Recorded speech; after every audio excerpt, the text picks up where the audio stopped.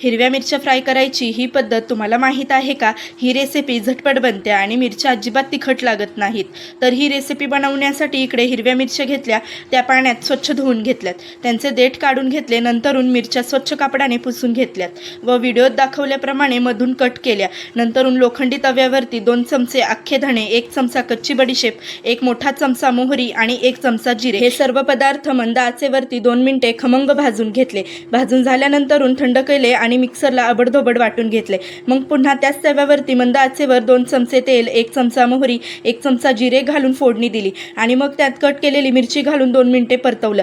मग चवीनुसार मीठ आणि अर्धा चमचा हळद आणि अर्धा चमचा काश्मीरी लाल मिर्च पावडर घातली व सर्व मिक्स केलं व शेवटी 2 मोठे चमचे मिक्सरला वाटलेला मसाला घातला व पुन्हा मिक्स केलं आणि नंतरून गॅस बंद करून 1 लिंबाचा रस सगळीकडे पसरवून घातलं व मिक्स करून घेतलं. तर तयार आहे आपली भरवा मिरची.